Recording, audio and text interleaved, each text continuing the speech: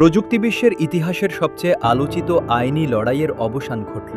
চ্যাটজিপিটির নির্মাতা প্রতিষ্ঠান open AI এবং এর প্রধান স্যাম অল্টম্যানের বিরুদ্ধে ইলন মাস্কের বহুল আলোচিত মামলাটি সর্বসম্মতিক্রমে খারিজ করে দিয়েছে ক্যালিফোর্নিয়ার একটি আদালত।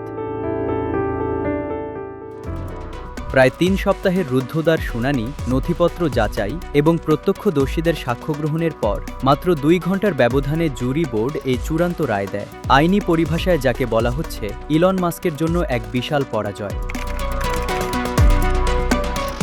কিন্তু কেন এই মামলাটি টিকল না? আদালতের রায় অনুযায়ী মাস্কের এই মামলা খারিজের প্রধান কারণ টেকনিক্যাল বা আইনি সময়সীমা পার হয়ে যাওয়া, আইনের ভাষায় যাকে বলা হয় স্ট্যাটিউট অফ লিমিটেশনস।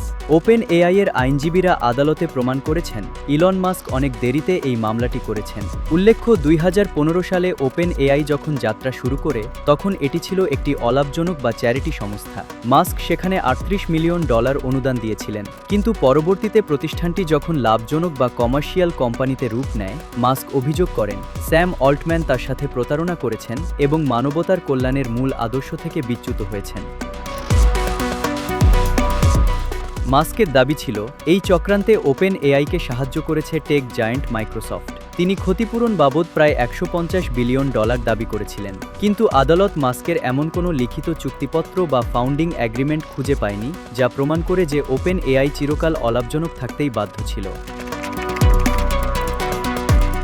আদালতের প্রথম দিনই ইলন মাস্ক কাঠগড়ায় দাঁড়িয়ে বলেছিলেন, একটি চ্যারিটি বা দাতব্য সংস্থাকে এভাবে লুট করা মোটেও ঠিক নয়, এতে চ্যারিটির মূল ভিত্তিই ধ্বংস হয়ে যাবে।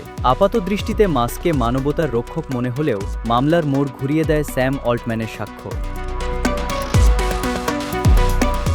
স্যাম অল্টম্যান জুরিদের সামনে এক বিস্ফোরক দাবি করেন। তিনি জানান, ইলন মাস্ক আসলে ওপেন এআই এর অলাভজনক রূপ ধরে রাখতে চাননি, বরং তিনি নিজেই এর সম্পূর্ণ নিয়ন্ত্রণ বা একচ্ছত্র মালিকানা চেয়েছিলেন।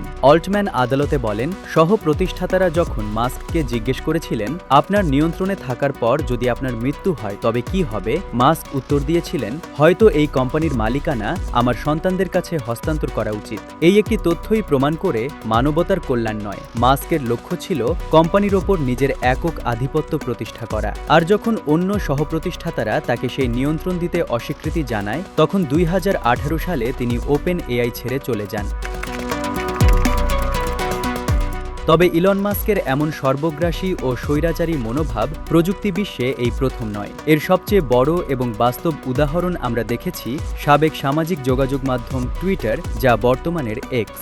$৪৪ বিলিয়ন টুইটার কিনে নেওয়ার পর মাস্কের প্রথম কাজই ছিল কোম্পানির দীর্ঘদিনের শীর্ষ কর্মকর্তাদের তাৎক্ষণিক বরখাস্ত করা।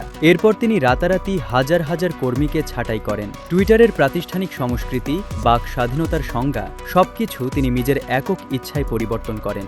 এমনকি টুইটারের ঐতিহ্যবাহী নীল পাখির লোগোটি মুছে দিয়ে নিজের পছন্দের এক্স নাম চাপিয়ে দেন। ওপেন এআই এর বিরুদ্ধে করা এই মামলাটিকেও বাজার বিশ্লেষকরা দেখছেন মাস্কের সেই একই সর্বগ্রাসী কৌশলের অংশ হিসেবে। ওপেন এআই এর মুখপাত্র স্যাম সের স্পষ্ট করেই বলেছেন, এটি একটি সফল প্রতিযোগীকে থামিয়ে দেওয়ার জন্য এবং মাস্কের নিজস্ব কৃত্রিম বুদ্ধিমত্তা প্রতিষ্ঠান এক্স এআইকে সুবিধা পাইয়ে দেওয়ার একটা অপচেষ্টা মাত্র। এই রায়ের মাধ্যমে ওপেন এআই এবং মাইক্রোসফটের ওপর থেকে একটি বড় আইনি জটিলতার মেঘ কেটে গেল। অন্যদিকে ইলন মাস্কের সবকিছু নিজের নিয়ন্ত্রণে নেওয়ার জিদ এবার আদালতের দেওয়া দেয়ালে ধাক্কা খেল। প্রযুক্তি বিশ্বের এই ক্ষমতার লড়াই আগামীতে এআই এর ভবিষ্যৎ কোন দিকে নিয়ে যায় সেটাই এখন দেখার বিষয়।